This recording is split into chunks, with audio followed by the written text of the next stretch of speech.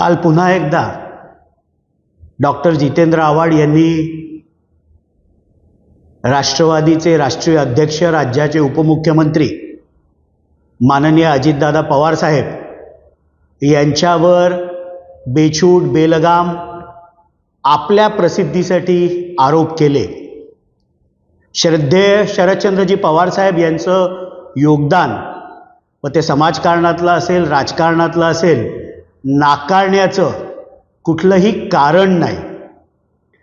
पण ज्या वेळेला माननीय अजितदादांना पवार साहेबांनी 1991 साली बारामती लोकसभा लढण्याची संधी दिली, त्यानंतर सातत्याने होणाऱ्या प्रत्येक विधानसभेची निवडणूक बारामती विधानसभेतनं वाढत्या मताधिक्याने अजितदादा जिंकत आले आणि 2019च्या विधानसभेमध्ये तर 1,95,641 मतं झालेल्या मतदानाच्या 83.24% मतं ही माननीय अजितदादांना मिळाली। सर्व विरोधी उमेदवारांचं डिपॉझिट जप्त झालं आणि महाराष्ट्रातल्या 288 विधानसभा सीट्सपैकी सर्वात जास्त मताधिक्य म्हणजे 1,65,265 मतांनी अजितदादा विजयी झाले। त्यामुळे अजितदादांनी केवळ आपलं कर्तृत्व बारामतीपुरतं न मर्यादित ठेवता आपलं कर्तृत्व आणि नेतृत्व हे संपूर्ण महाराष्ट्रामध्ये प्रस्थापित केलेलं आहे। पुढे जाऊन डॉक्टर जितेंद्र आव्हाड हे देखील बोलले की माननीय अजितदादा हे कायम दादागिरी करतात, अनेक वर्ष पक्षामध्ये ते दादागिरी करत आले, पण माननीय अजितदादांचा स्वभाव हा रोखठोक आहे। खऱ्याला खरं आणि खोट्याला खोटं, एखादं काम जर होणार नसेल तर ते तोंडावर सांगतात, हे काम माझ्याच्याने होणार नाही।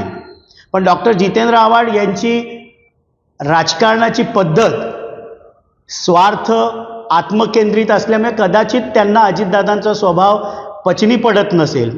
ते पुढे जाऊन हे देखील म्हणाले की अजितदादांच्या ह्या दादागिरीमुळे अनेक चांगली माणसं शरद पवार साहेबांना सोडून गेली। माझं जितेंद्र आव्हाडांना विनंती आहे की कधीतरी आत्मचिंतन त्यांनी करावं की ठाणे जिल्ह्यातील अनेक चांगली माणसं राष्ट्रवादी सोडून गेली। नावं घ्यायला झालं तर अनेक नावं मी घेऊ शकतो, प्रताप सरनाईक असतील, सुभाष भोईर असतील, निरंजन डावखरे असतील, ते अगदी गणेश नाईकांपर्यंत। त्यामुळे जितेंद्र आव्हाडांच्या स्वार्थी राजकारणाला, आत्मकेंद्रित राजकारणाला अनेक लोक ठाणे जिल्ह्यातनं राष्ट्रवादी सोडून गेले। पुढे जाऊन ते हे देखील म्हणतात की सकाळच्या शपथविधीनंतर परत आल्यानंतर अजितदादांना जे उपमुख्यमंत्रीपद दिलं गेलं ही खूप मोठी चूक झाली। मला माहीत नाही की आजकाल डॉक्टर जितेंद्र आव्हाड स्वतःला आदरणीय पवारसाहेबांपेक्षा मोठे समजायला लागलेत का? कारण त्यावेळेला महाविकास आघाडीमध्ये माननीय अजितदादांना उपमुख्यमंत्र्याची पदाची शपथ देण्याकरता आदरणीय साहेबांचा देखील आशीर्वाद होता आणि म्हणून त्याही वेळेला बहुतांश राष्ट्रवादीचे आमदारांचा पाठिंबा हा अजितदादांना होता।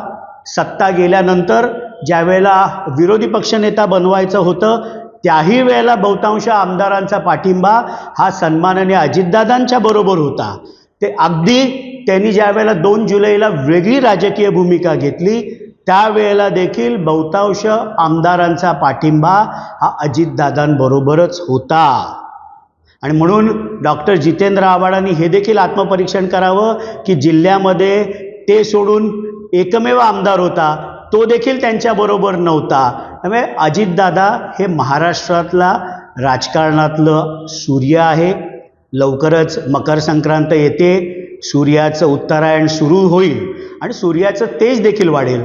त्यामुळे रात्रीतल्या काजव्यांनी फार सूर्याबद्दल बोलू नये।